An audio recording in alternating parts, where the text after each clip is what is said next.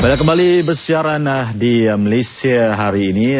Kita akan teruskan program pada pagi ini untuk berbicara mengenai satu keadaan atau satu perkara yang akan cukai sebenarnya akan dikenakan kepada rakyat Malaysia yang hanya masa kira-kira 7 bulan ini, cukai jualan cukai barang dan juga perkhidmatan atau singkatannya GST yang akan menggantikan cukai jualan dan juga perkhidmatan SST, dan ini merupakan satu daripada usaha kerajaan untuk mewawarkan kepada anda semua agar lebih memahami sebenarnya apakah yang dimaksudkan dengan GST dan hak anda, bagaimana ia dikenakan kepada kita semua seluruh rakyat Malaysia. Dan untuk bercakap mengenai lebih lanjut mengenai status pelaksanaan GST ini, di studio ketika ini Datuk Mat Nur Nawi, Timbalan Ketua Setiausaha Perbendaharaan Dasar Kementerian Kewangan. Assalamualaikum, Datuk. Waalaikumsalam. Saya gak ini. Terima kasih.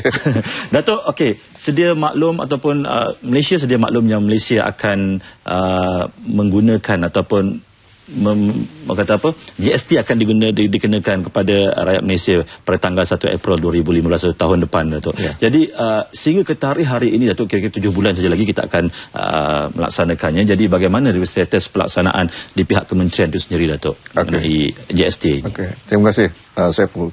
GST ini telah mula diperkenalkan oleh Yang Amat Berhormat Perdana Menteri semasa beliau membentangkan ucapan bajet 2014 pada tahun lepas. Jadi selepas pada itu banyak kerja telah kita laksanakan, antaranya Akta GST telah diluluskan oleh Parlimen pada bulan Jun, dan kita juga telah gazet perintah dan panduan mengenai GST untuk panduan peniaga dan juga rakyat semua. Jadi persiapan berjalan lancar, dan sebenarnya kita pada ketika ini memasuki fasa kedua sebenarnya. Fasa pertama lebih kepada untuk memberi awareness mengenai wujudnya GST yang bakal dilaksanakan 1 April tahun depan.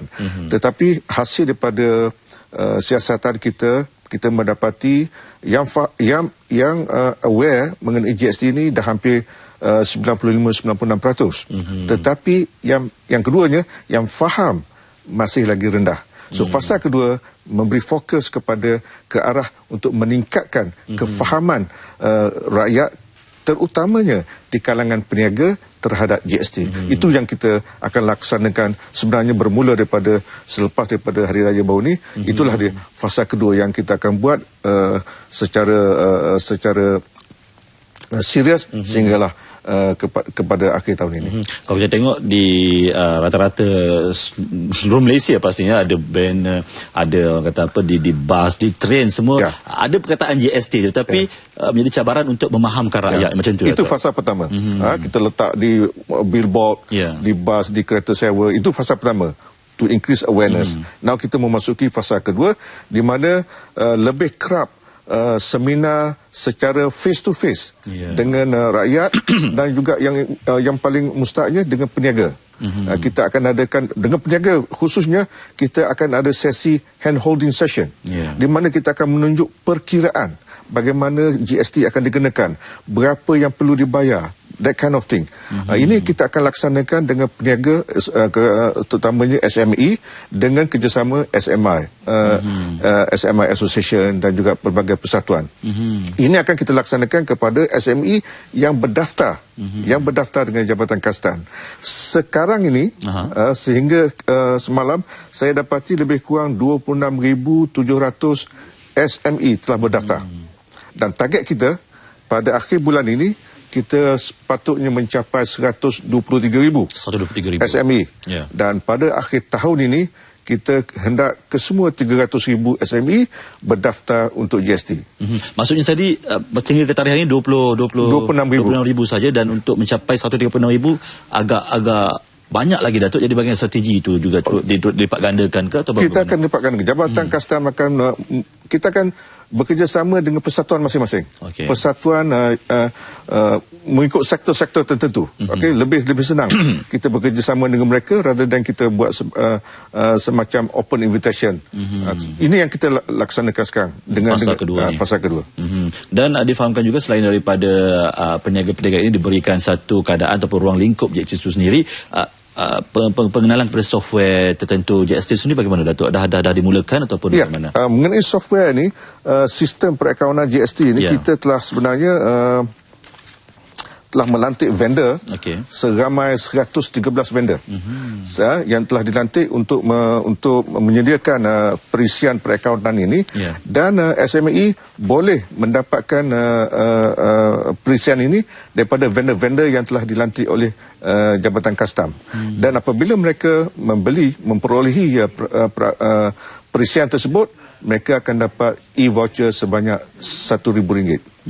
Mereka dapat RM1,000 untuk meringankan sikit harga belian perisian tersebut. Bercakap mengenai fasa kedua, itu fasa pemahaman ni Datuk. Kalau dapat Datuk ceritakan sedikitlah keadaan sebenar. Kalau kita tengok memang rata-rata sudah pun dengar GST. Tahap penerimaan ataupun bagaimana rakyat itu sendiri memahami GST memanglah perlukan masa sedikit. Tapi bagaimana penerimaan itu sendiri Datuk? Oh, okey, baik untuk kami sebenarnya, ataupun bagaimana Datuk? Dia sebenarnya kekeliruan. Kekeliruan utama ialah pertamanya kerana mereka beranggapan GST ini adalah satu cukai baru. Tidak.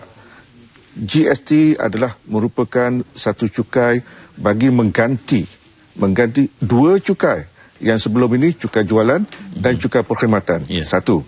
Yang kedua, ramai yang tidak tahu pada ketika ini mereka sebenarnya membayar cukai jualan, tetapi tidak ternyata di dalam resip pembelian. Mereka tidak tahu cukai jualan telah diserapkan dalam harga yang dibayar oleh pengguna.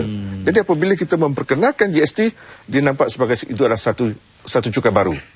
So ini yang kita nak terangkan kepada semua pengguna dan juga peniaga bahawa ianya bukan satu cukai baru. Yang ketiganya, apabila kita melaksanakan cukai GST ini, tak semua barang naik. Okey? Tak semua juga barang turun. Mengikut simulasi yang kita buat, 47% harga akan turun. 47%. Another 47% harga akan turun. Yang selebihnya tiada perubahan kepada harga. Itu mengikut simulasi kita. Okay? Tapi kalau harga nak naik, tanpa GST pun harga boleh naik. Sekarang ni harga naik, ada cuaca buruk, ada banjir kat sana, bekalan tak cukup, harga pun naik, tapi tak boleh blame GST.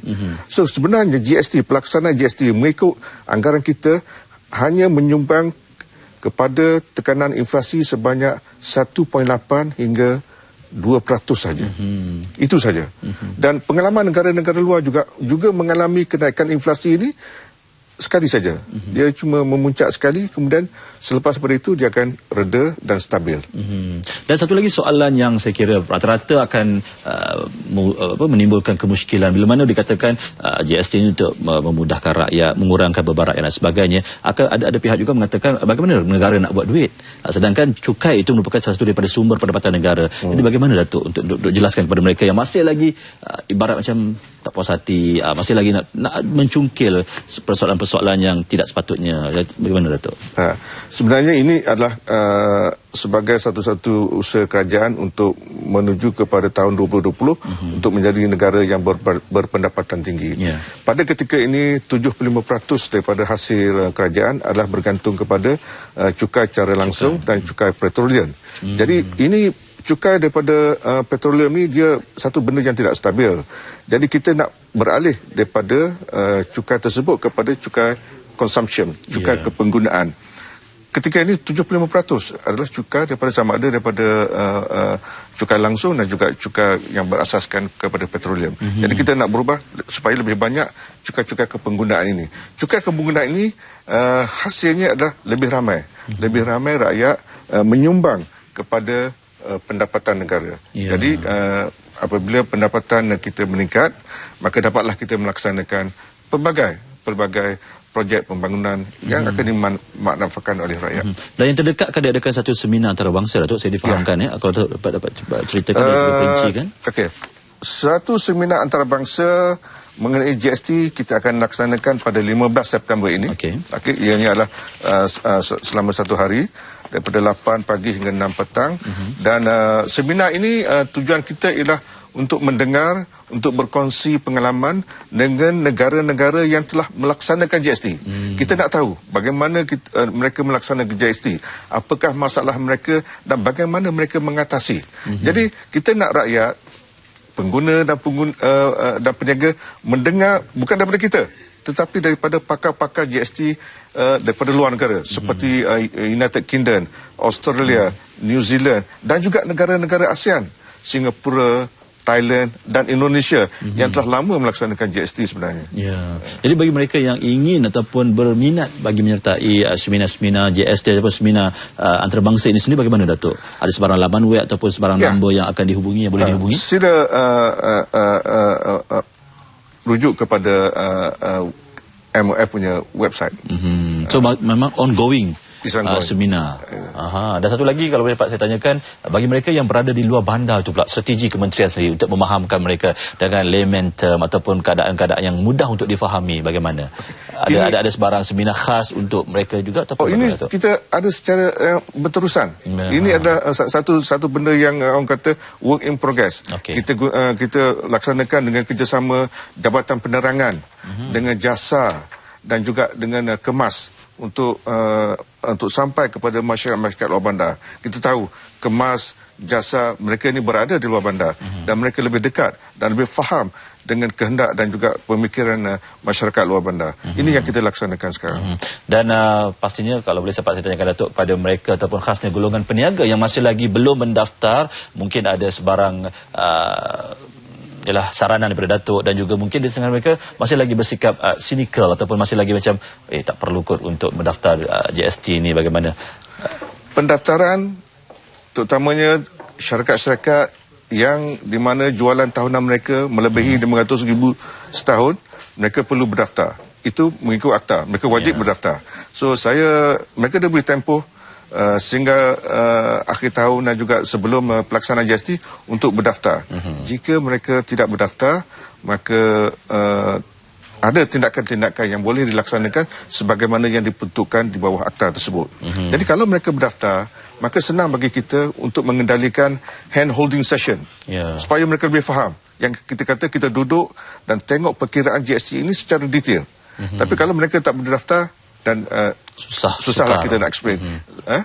Okey, baik, terima kasih ucapkan kepada Datuk Mat Noor Nawi, Timbalan Ketua Setiausaha Perbandaraan Dasar Kementerian Kewangan, kerana sudi bersama kami pagi ini. InsyaAllah kita akan terus menerus untuk memberikan penjelasan, pendedahan dan juga kata clarify sebenarnya kepada mereka yang masih lagi belum memahami apa itu GST, hak anda dan bagaimana GST ini sebenarnya mampu untuk meringankan bagaimana ketelusan GST itu sendiri. Terima kasih Datuk sudi bersama kami, dan kita teruskan bersama kami di Malaysia hari ini. Kita akan berehat seketika, teruskan dan selepas ini kita ada seorang menteri yang fit badannya untuk bercakap mengenai Fit Malaysia. Teruskan bersama kami di Malaysia hari ini.